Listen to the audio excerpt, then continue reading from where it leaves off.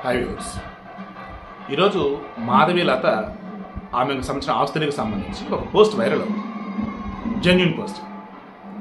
అదే సమయంలో రేణు దేశాయ్ వచ్చి నేను ఎవరి దగ్గర డబ్బులు తీసుకోలేదు, మాధవీలత మాత్రం శక్తివంతమైన మహిళ అని చెప్పే సామాన్య. రెండు డిఫరెంటే, బట్ ఇక్కడ మెయిన్ పర్సన్ వచ్చేటప్పుడు మాధవీలత ఆమె చుట్టూతే కాబట్టి రెండు ఇందులోనే మెన్షన్ చేస్తున్నాను. ముందుగా మాధవీలత యొక్క ఆస్తులు 218 కోట్లు.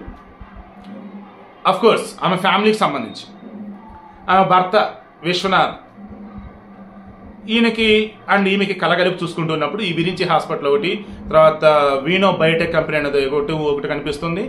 ఆ తర్వాత గణేష్ డెవలపర్స్ సమ్మేదో రియల్ ఎస్టేట్ సమయం గజ్వేల్ అనుకుంటా, గజ్వేల్ డెవలపర్స్ సమ్మేదో రియల్ ఎస్టేట్ ఒకటి కనిపిస్తుంది. అండ్ ఇంకో 2-3 సాఫ్ట్వేర్ కంపెనీస్ కనిపిస్తాం. సో లెక్కల్లో చూపిస్తున్న డబ్బే ఎంత ఉంటే మేబీ లెక్కలు చూపించకుండా ఉందో లేదన్నప్పుడు వాల్యూ వచ్చేసి మార్కెట్ వాల్యూ ఇంకా ఎక్కువ ఉందో లేదో డోంట్ నో. ఐఎమ్ షూర్ ఇంకా ఎక్కువ మొత్తంలో డబ్బు అయితే ఉండొచ్చు. ఎందుకంటే మేము మెన్షన్ చేసిన దాంట్లో మాకు వ్యవసాయ భూములు లేవు, కార్లు లేవు అన్నారు. కార్లు అన్నప్పుడు ఇంకా ఆఫీస్ పేర్ల మీద ఉండి ఉంటాయి, నో డౌట్. ఇంక పర్టికులర్ పర్సనల్ ఎందుకు ఇంకా అవసరం ఉండదు. సో నేను చెప్తుంది ఏంటిది, ఫైనాన్షియల్గా ఫుల్ స్ట్రాంగ్. ఓకే, తర్వాత స్టార్టింగ్ నేను స్టార్టింగ్ ఆమెను చూసి కూడా పొలిటికల్గా ఏదో హడావుడి చేస్తున్నట్టు ఉంది తప్ప నిజంగా సబ్జెక్ట్ అంత ఉందా, ఎందుకంటే ఆమె మాట్లాడుతున్న విధానం రిమైండింగ్ కొంచెం తేడా కనిపిస్తుంది నేను అనుకున్నాను. కానీ ఆమె ఆ తర్వాత నేషనల్ మీడియాని ఫేస్ చేసినప్పుడు కానీ లోకల్ మీడియాని ఫేస్ చేసినప్పుడు కానీ ఎదుటి వాళ్ళు ఏ క్వశ్చన్ అడిగినా సరే దాన్ని తగ్గట్టు ఆమె రెస్పాండ్ అవుతున్న విధానం కానీ చూసి చాలా గ్రౌండ్ వర్క్ చేసింది. ఒక మంచి ప్యాషన్తోనే ఉన్నారు. ఖచ్చితంగా లక్ష్య సాధనలోనే నిమగ్నమైంది ఏమీ అనిపించింది. అదే విషయం తర్వాత కూడా చెప్పున్నాం మీకు, ఓకేనా.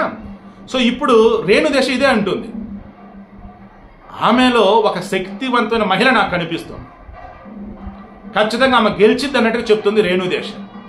నాకు ఇప్పుడు కొంచెం స్ట్రాంగ్ అదే అనిపిస్తుంది, మాధవీలత గెలుస్తుందని అనిపిస్తుంది నాకు. ఎందుకంటే ఆమె హిందూ ముస్లింలని అందరిని కూడా ఏకం చేసి మాట్లాడుతున్న విధానం కానీ, ముస్లింలకి ఈ ఎంఐఎం పార్టీ వాళ్ళు చేసిన నష్టం కానీ, ఈమె వస్తే చేసే లాభం కానీ చాలా ప్రాక్టికల్గా మాట్లాడుతుంది.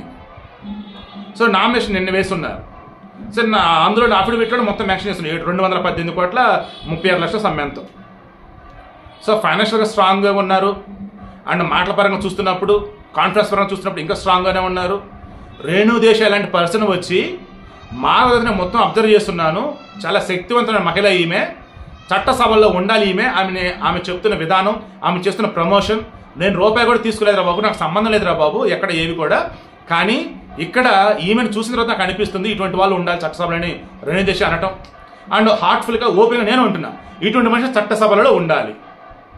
హైదరాబాద్లో ఈమె గెలిస్తే ఖచ్చితంగా చరిత్రే అండ్ ఆ పాత పరిస్థితి రూపురేఖలు అయితే మారతాయి.